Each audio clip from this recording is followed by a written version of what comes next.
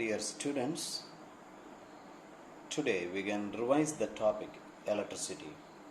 At first, the fundamental concepts.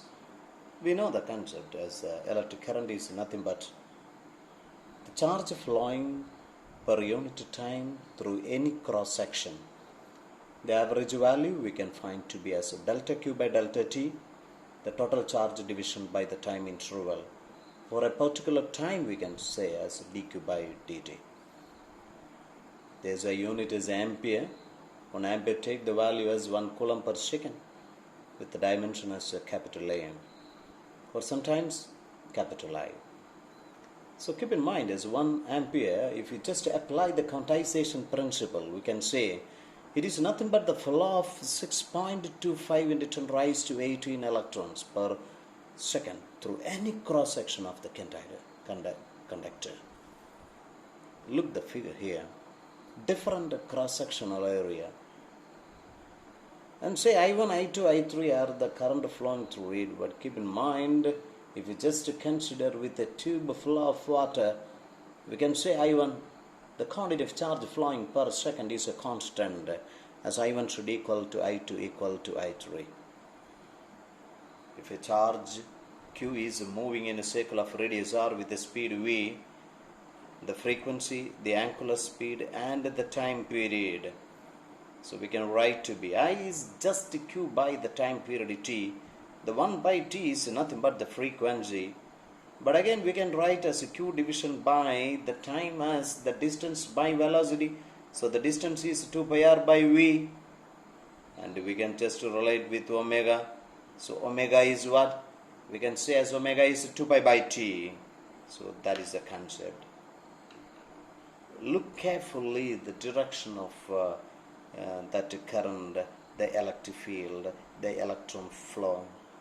Conventionally, the electric current is the flow of positive charges opposite to the direction of electrons. But the direction I and E are opposite to the movement of electrons. It is very, very important for the normal cases. See the current density. Look the formula carefully as integral J dot A. J dA cos theta. What is theta here? The theta is the angle between the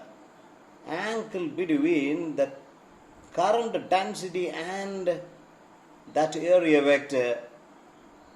It is a very, very important concept, and that theta determines when theta equal to 0, like in this case,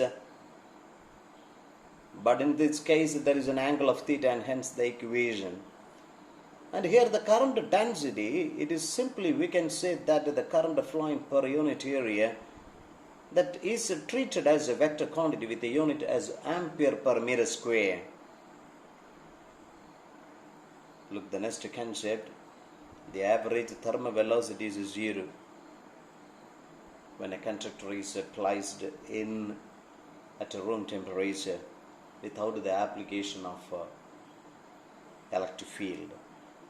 But the average thermal speed is non-zero with a value of 10 raised to 6, 10 raised to 5 to 10 raised to 6 meter per second.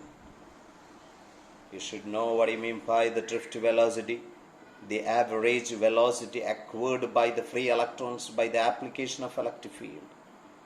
And that drift velocity got the value of around 10 raised to minus 4 meter per second. You should thoroughly know what is the impact of this relation. The drift velocity we can find to be is equal to I division by NEA, or I equal to NEA. We can just connect with the current density. That sigma, conductivity, resistivity are very, very important concept, and we can say the drift velocity is proportional to electric field. Look the variable cross-section tube flow of water like that, the current flow, we can say that A1 is less than A2. The drift velocity should be greater than. It's a very important concept, like a tube flow. You should go through the terms, the mean free path and the relaxation time. The mean free path, it is nothing but the total distance traveled by the number of collisions. Keep in mind, it is of the order of 10 Armstrong in metals. The relaxation time, that is the time gap between two successive collisions, and is of the order of 10 raised to minus 14 seconds. We can relate that with the drift velocity by the relation as minus small e capital E by m into 2, the very important relation. You should know what I mean by mobility. The drift velocity gained per unit electric field. We can go with one good question. The current in a wire varies with the time according to the relation I equal to 3 plus 2t. How many coulombs of charge pass through a cross section of the wire in the time interval between t equal to 0 and t is equal to 4 seconds? And so that's a current that depends upon the time, and hence we can use the simple relation I equal to dq by dt, and dq take the value as I dt. We can integrate between the limit of 0 to 4 seconds. So integral 0 to 4 3t plus integral 0 to 4 2t dt. So 3t plus t square by 2 into t square by 2 cancel. We have to integrate and you get the answer as 28 coulomb. A good question. See the next question. A current I flows through a uniform wire of diameter d when the mean electron drift velocity is v. The same current will flow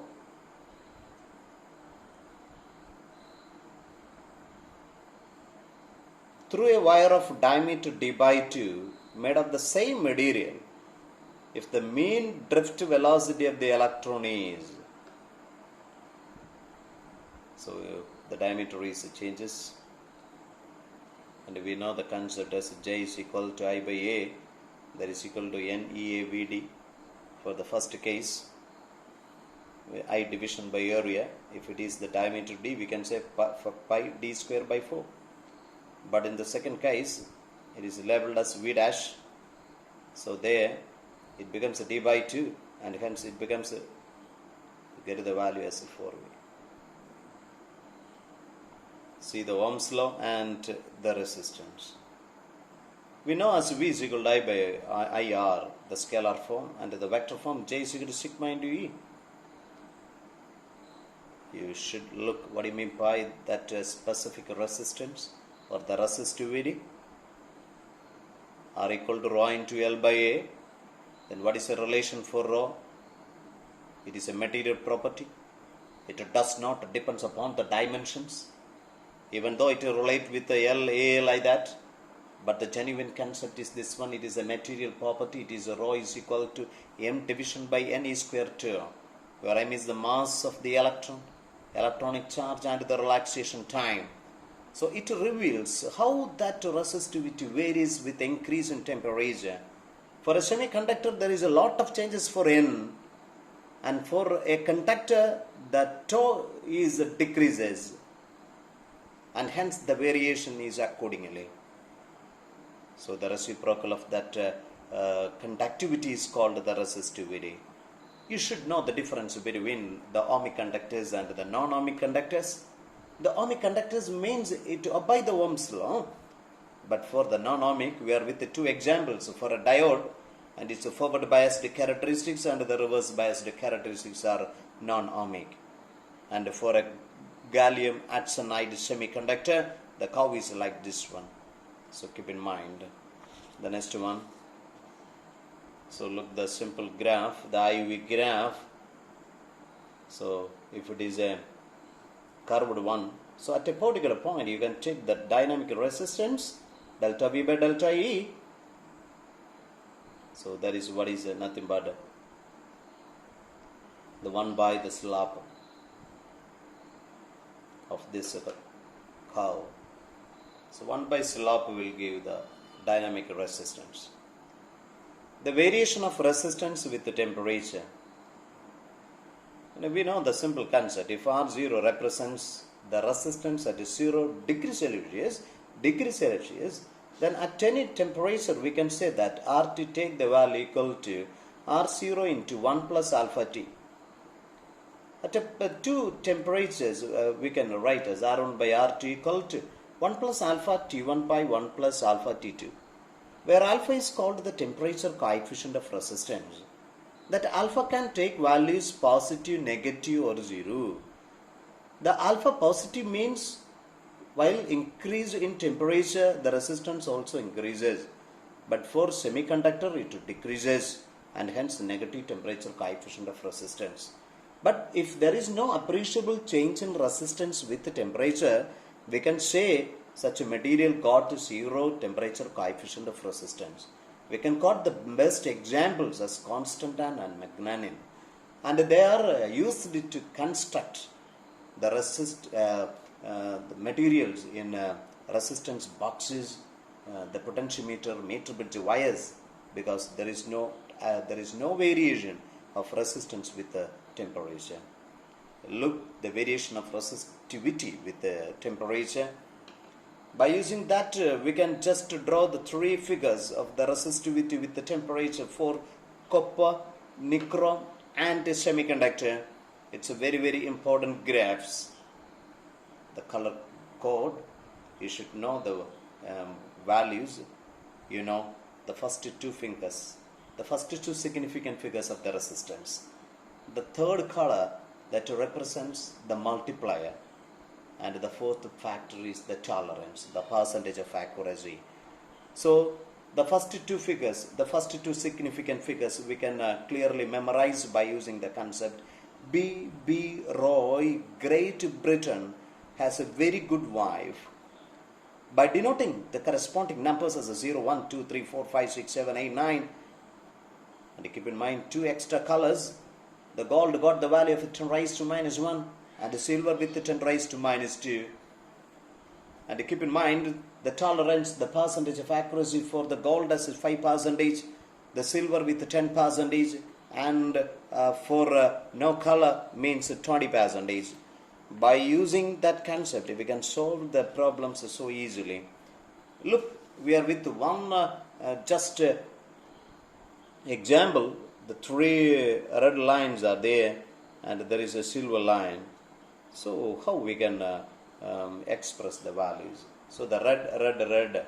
So and hence the first two significant big figures become 2, and the third one, the multiplier, so 10 square, the plus or minus silver, so the tolerance become 10%. The combination of resistors, series and parallel. You know, in a series combination of resistors, the current element is a constant, the potential divides, and hence the total potential can be written as V equal to V1 plus V2 plus V3. And therefore, in series combination, RS take the value as R1 plus R2 plus R3. And for N equal resistors, we can write the series combination, the value equal to N times capital R. But for parallel combination, the potential is a constant, but the current divides depends upon the value of R1, R2, R3. By solving the effective resistance, we can find as 1 by R effective is equal to 1 by R1 plus 1 by R2 plus 1 by R3. If it is with the N equal resistors, that Rp take the value as R by N. And these two concepts we can use to solve many circuits. At first we can just go through the one or two important structures, and we can wait a separate video for in connection with the circuit elements. See the methods of successive reduction. And the methods of successive reduction. So here in between we have to find it. So here you just look the end points there. The smaller 2R and R are in series combination, and hence it becomes 4R. 4R is in parallel with this 4R. So that two elements, 4R and 4R on parallel, means the effective value become 2R. The 2R is in series with R and R, it becomes 4R. In parallel with the 4R, it becomes 2R. It becomes 4R. Then parallel with the 4R, it becomes 2R. Then 2R in series with R and R. And hence we carry the value 4R. So that is the method of successive reduction. See the method of symmetry, a very important shortcut. You are waiting. Say it is a symmetrical circuit. There is a line. It is called the line of symmetry. At the line of symmetry, at the point of symmetry, it is with the equipotential line. And based on that one, this point can be withdrawn from that line, like this one. Then the circuit becomes so easy. So you can just solve these three together. So R and R in series. So 2R in parallel with R, and hence it becomes in series with R and R. So effectively it becomes 8R by 3. Here 2R. Then again this is similar to this upper amp. You get the answer. So that is a very good question. The two copper wires of the same length have got different diameters, which has greater resistance and greater specific resistance. They got the same length but the different diameters. So we can say that R is proportional to 1 by A. So we can say that the one with less area got greater resistance. So thinner one got greater resistance. But rho is a material property and it does not depend upon the length and area. We already mentioned that point. A good aspect again. A wire has a resistance capital R. What will be its resistance if it is stretched to double its length? We know the concept as R is equal to rho into L by A. So here it is mentioning only with that length, not the area. But we know the volume is a constant for a material, and hence we can write AL is a constant. So in place of A, we can say that a constant by length. So R proportional to L square. So here it becomes 2 times, and hence the resistance becomes 4 times. A very good question is waiting. A resistance capital R of a thermal coefficient of resistivity alpha is in connection parallel with a resistance of 3R, having thermal coefficient of resistivity 2 alpha. Then find the value of alpha effectively because of that parallel combination. And we can take the case at 0 degrees Celsius. What is the resistance value?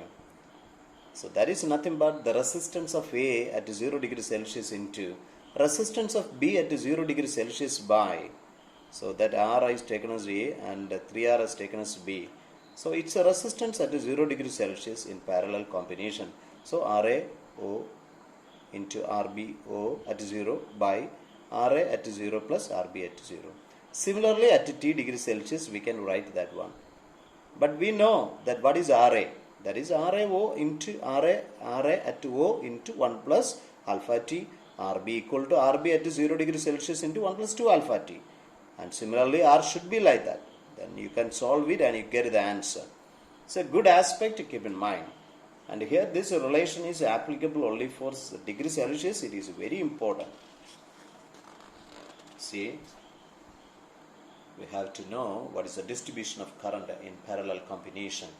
So here the resistors are R2 or 3R, and that current I is divided into I1, I2 and I3. And we know the concept that I is proportional to 1 by R. So we can easily write as I1 is to I2 is to I3 equal to 1 by R is to 1 by 2R is to 1 by 3R. You can just multiply and we get the value 6 is to 3 is to 2. Then it becomes so easy. Then what is I1? So I1 is equal to 6 by 6 plus 3 plus 2 into 6 by 6 plus 3 2 into I. And what is I2?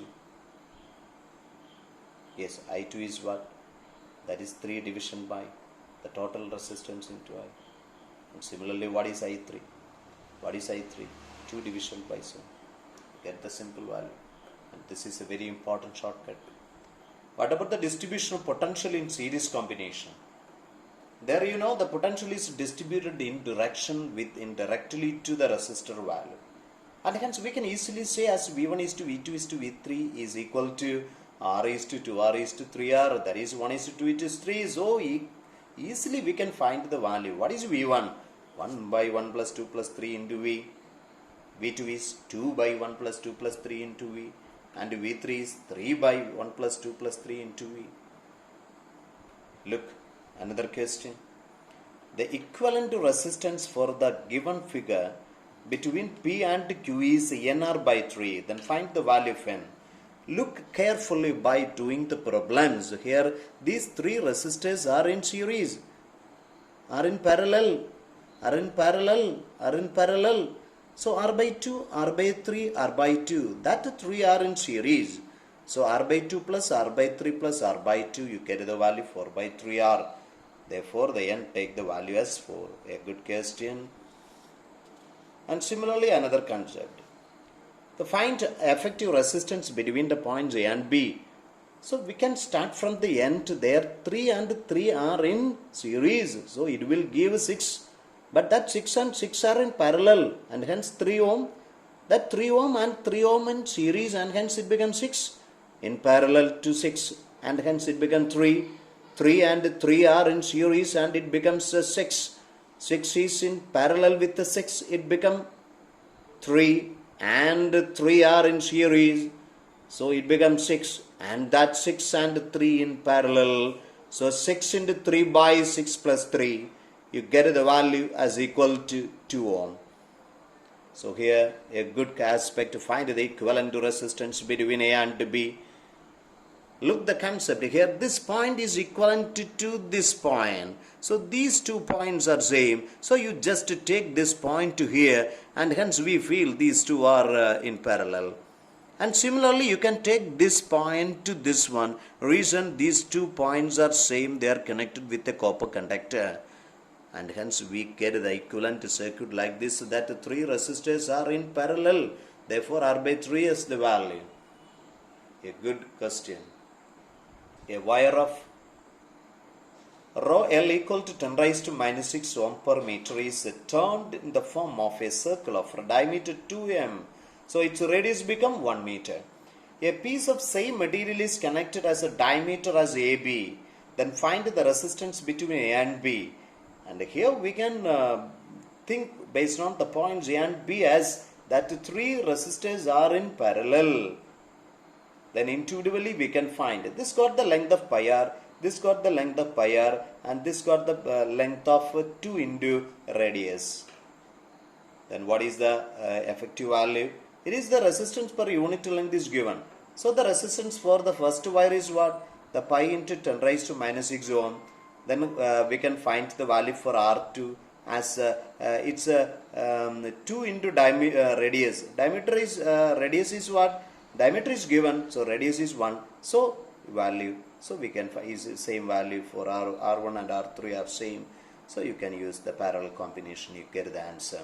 It's a good. So we can wait for a lot of circuits in another video. So try to do maximum questions. God bless you. Take care.